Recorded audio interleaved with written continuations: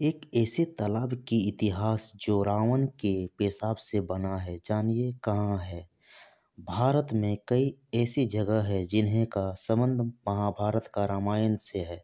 अक्सर देखा जाता है कि प्रचलित कहानियों के अनुसार कई जगहों से भगवान राम, भगवान शिव, पांडव, कौरव, रावण आदि का कनेक्शन रहता है। जैसे रामपथ गमन के रूट में कई मंदिरों और जगहों को लेकर मान्यताएं हैं कि वहाँ भगवान राम और माता सीता ने वक्त गुजारा था। ऐसे ही भारत एक जगह जिसका कनेक्शन रावण से बताया जाता है और इस जगह को भगवान शिव रावण के एक प्रसंग से जोड़ा जाता है।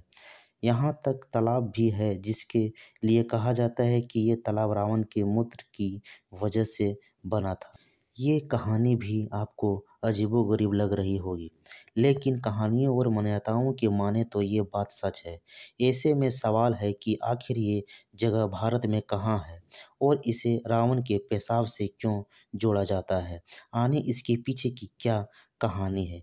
वैसे ये बात है झारखंड के बैजनाथ धाम की, जहाँ भगवान शिव का काफ़ी प्राचीन मंदिर भी है। कहा जाता है कि यहाँ जो शिवलिंग है वो रावण लेकर आया था।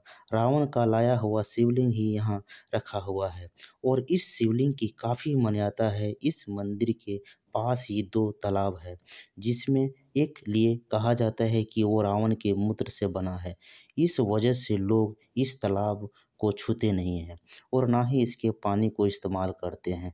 क्षेत्र में कहीं जाने वाली कहानियों के अनुसार एक बार रावण भगवान शिव को लंका ले जाने की जिद में शिवलिंग को लेकर लंका जाने लगा था। भगवान भी रावण के हठ की वजह से जाने लगे, लेकिन उन्होंने कहा था कि अगर शिवलिंग को रास्ते में कहीं रख दिया तो वो शिवलिंग कभी भी नहीं उठेगा। इस शर्त पर शंकर भगवान रावण के साथ जाने लगे। इस पूरी कहानी को देखकर देवता घबरा गए और विष्णु भगवान से ऐसा ना होने की अपील की। कहानियों में बताया जाता है कि उस दौरान रास्ते में रावण को लघु शंका के लिए रुकना पड़ा। इस दौरान भगवान विष्णु के बच्चे के रूप में रावण के सामने आए और उन्होंने रावण ने बच्चे को शिवलिंग थमा दिया।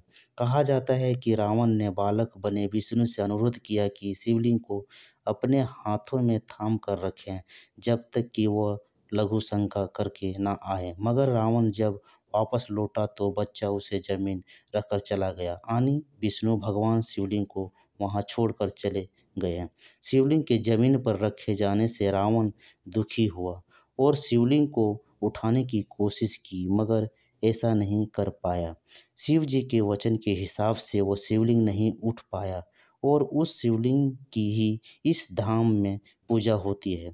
वहीं कहा जाता है कि जहाँ रावण ने पेशाब की थी वहाँ तालाब बन गया था और उसे रावण की पेशाब वाला तालाब कहा जाता है, जिसका पानी कोई इस्तेमाल नहीं करता है। इस धाम के लिए ये कहानी है और ये ही वो जगह है जहाँ रावण के पेशाब से बना तालाब है। आपको बता दें कि ये सिर्फ धार्मिक कहानियों पर आधारित आर्टिकल है जिसमें प्रचलित कहानी के बारे में बताया गया है। दोस्तों, यह स्टोरी आप लोगों को कैसा लगा कमेंट में ज़रूर लिखिए। लाइक कीजिए, शेयर कीजिए और सब्सक्राइब। जय श्री राम।